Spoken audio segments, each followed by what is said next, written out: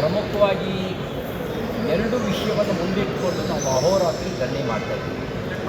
ಒಂದು, ಮಹರ್ಷಿ ವಾಲ್ಮೀಕಿ ಅಭಿವೃದ್ಧಿ ನಿಗಮದಲ್ಲಿ ಪರಿಶಿಷ್ಟ ಪಂಗಡದ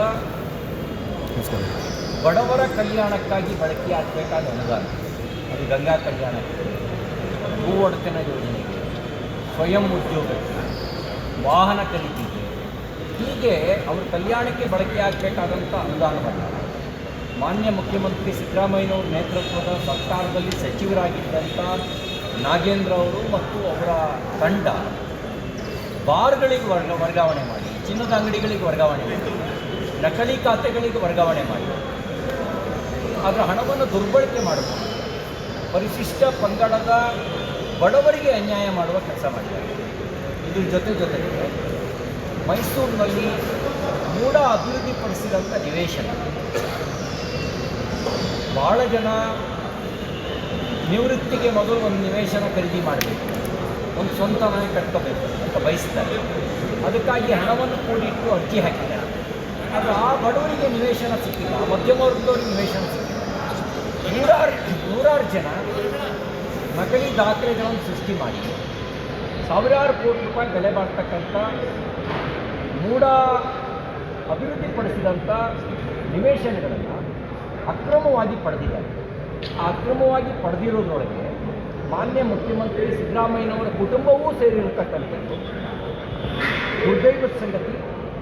ಯಾರು ಜನರಿಗೆ ನ್ಯಾಯ ಕೊಡಬೇಕಿತ್ತು ಅವರೇ ಅನ್ಯಾಯದ ರೂವಾರಿಗಳಾಗಿ, ಅವರೇ ಅನ್ಯಾಯದ ಪಾಲ್ದಾರರಾಗಿ ಸರ್ಕಾರಕ್ಕೂ ಮೋಸ ಮಾಡಿ ತನ್ನ ಸ್ಥಾನದ ಪ್ರಭಾವವನ್ನು ದುರ್ಬಳಕೆ ಮಾಡಿಕೊಂಡು ತನ್ನ ಕುಟುಂಬಕ್ಕೆ ಲಾಭ ಮಾಡಿಕೊಡುವಂಥ ಕೆಲಸವನ್ನು ಮಾಡಿದ್ದಾರೆ.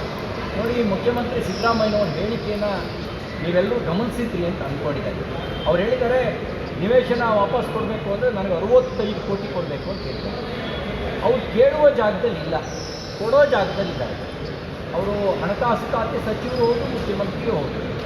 ಲಕ್ಷಾಂತರ ಜನ ರೈತರು ವಿವಿಧ ಯೋಜನೆಗಳಿಗೆ ತಮ್ಮ ಭೂಮಿಯನ್ನು ಬಿಟ್ಟುಕೊಟ್ಟು ಪರಿಹಾರಕ್ಕಾಗಿ ಇವತ್ತಿಗೂ ಕೋರ್ಟ್ನ ನ್ಯಾಯಾಲಯದ ಮೆಟ್ಟು ಹತ್ತಿ ಒದ್ದಾಡ್ತಾ ಇದ್ದಾರೆ. ಆ ಜನರಿಗೆ ಪರಿಹಾರ ಸಿಕ್ಕಿಲ್ಲ. ನೀವು ಹೇಗೆ 65 ಕೋಟಿ ಕೇಳ್ತಾ ಇದ್ದೀರೋ, ಎಕರೆಗೆ 20 ಕೋಟಿ ಲೆಕ್ಕಾಚಾರದಲ್ಲಿ, ಅದೇ ಲೆಕ್ಕದಲ್ಲಿ ಆ ಎಲ್ಲ ರೈತರಿಗೂ ಪರಿಹಾರ ಕೊಡಿ. ನೀವು ಕೇಳ್ತಿರೋದು ನ್ಯಾಯ ಇದ್ಮೇಲೆ ರೈತರಿಗೆ ಕೊಡೋದು ನ್ಯಾಯ ಇರಬೇಕು. ಹಾಗಾಗಿ ಈ ವಿಷಯವನ್ನು ಮುಂದಿಟ್ಟುಕೊಂಡು ನಾವು ಅಹೋರಾತ್ರಿ ಧರಣಿ ಮಾಡ್ತಾ ಇದ್ದೀವಿ.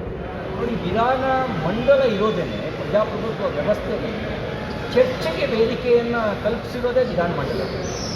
ಆ ಚರ್ಚೆಗೂ ಅವಕಾಶ ಕೊಡಲಾರ್ದಂತೆ ನಮ್ಮ ಪ್ರಜಾಪ್ರಭುತ್ವದ ವ್ಯವಸ್ಥೆಯನ್ನೇ ಅಗೌರವಿಸುವಂಥ ಕೆಲಸವನ್ನು ಕಾಂಗ್ರೆಸ್ ಪಾರ್ಟಿ ಮಾಡಿದೆ.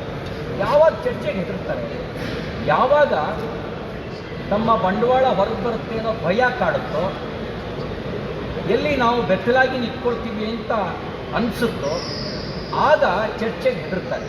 ನಾವು ಆರೋಪ ಮಾಡ್ಬೋದು, ಆರೋಪಕ್ಕೆ ನಾನು ನಿರಪರಾಧಿ ಅಂತ ಸಾಬೀತುಪಡಿಸ್ಕೊಳ್ಳುವಂಥ ಅವಕಾಶ ಅವ್ರಿಗಿತ್ತು. ಆದರೆ ಅವರು ಅಪರಾಧ ಮಾಡಿರೋ ಕಾರಣಕ್ಕೆ ನಾವು ನಮ್ಮ ಆರೋಪಕ್ಕೆ ಅವ್ರು ಬೆಚ್ಚಿ ಬಿದ್ದಿದ್ದಾರೆ. ನಾನು ಮುಖ್ಯಮಂತ್ರಿಗಳಿಗೆ ಕೇಳ್ತೇನೆ, ನೀವು ಭಾಷಣ ಮಾಡಬೇಕಾದ್ರೆ ಕೆಲವು ಕಡೆಗಳಲ್ಲಿ ಹೌದೋ ಹುಲಿಯ ಅಂತ ಹೇಳೋದು. ಹುಲಿಯ ರೀತಿಯ ವರ್ತನೆ ಇದ್ದಿದ್ದರೆ ನೀವು ಚರ್ಚೆಗೆ ಅವಕಾಶ ಕೊಡ್ತಿದ್ದೀರಿ. ನೀವೀಗ ನನ್ನ ತಪ್ಪುಗಳು ಹೊರಗೆ ಬರಬಾರ್ದು, ನನ್ನ ಸರ್ಕಾರದ ತಪ್ಪುಗಳು ಹೊರಗೆ ಬರಬಾರ್ದು ಅಂತೇಳಿ ಬಿಲವದ ಒಳಗೆ ಸೇರಿರೋ ಇಲಿಯ ರೀತಿಯಲ್ಲಿ ಆಡ್ತಾಯಿದ್ದೀರಿ, ಅಥವಾ ತಪ್ಪಿಸ್ಕೊಳ್ಳೋಕೆ ಓಡಾಡುವ ಇಲಿಯ ರೀತಿಯಲ್ಲಿ ನೀವು ಆಡ್ತಾಯಿದ್ದೀರಿ. ಇವತ್ತು ಆಡಳಿತ ಪಕ್ಷ ನಡ್ಕೊಂಡ ರೀತಿ ಅದು ಪ್ರಜಾಪ್ರಭುತ್ವಕ್ಕೆ ಗೌರವ ತರುವಂಥ ರೀತಿಯಲ್ಲ. ಸತ್ಯವನ್ನು ಮುಚ್ಚಿಡಬೇಕು ಅನ್ನುವಂಥ ವ್ಯರ್ಥ ಪ್ರಯತ್ನ ನೀವು ಮಾಡಿದ್ದೀರಿ. ಆದರೆ ಸತ್ಯ ಯಾವತ್ತಿಗೂ ಅದು ಹೊರಗೆ ಬಂದೇ ಬರುತ್ತೆ. ನಾವು ಅಹೋರಾತ್ರಿ ಧರಣಿ ನಡೆಸ್ತಾ ಇದ್ದೀವಿ. ನಾಳೆಯೂ ಚರ್ಚೆಗೆ ಅವಕಾಶ ಕೊಡದೇ ಇದ್ದರೆ ನಾವು ಪಕ್ಷದ ಪ್ರಮುಖರು ಸೇರಿ ಜನರಿಗೆ ಮುಟ್ಟಿಸೋದಕ್ಕೆ, ಪ್ರಜಾಪ್ರಭುತ್ವದ ಮೌಲ್ಯವನ್ನು ಎತ್ತಿಡಿಯೋದಕ್ಕೆ, ಸಂವಿಧಾನದ ಆಶಯವನ್ನು ಎತ್ತಿಡಿಯೋದಕ್ಕೆ ನಾವು ಪ್ರಜಾಸತ್ತಾತ್ಮಕ ಮಾರ್ಗದಲ್ಲಿ ಜನಪರವಾಗಿರ್ತಕ್ಕಂಥ ಈ ಸರ್ಕಾರದ ವಿರುದ್ಧದ ಅನ್ಯಾಯದ ವಿರುದ್ಧ ನಾವು ಹೋರಾಟವನ್ನು ರೂಪಿಸ್ತೀವಿ.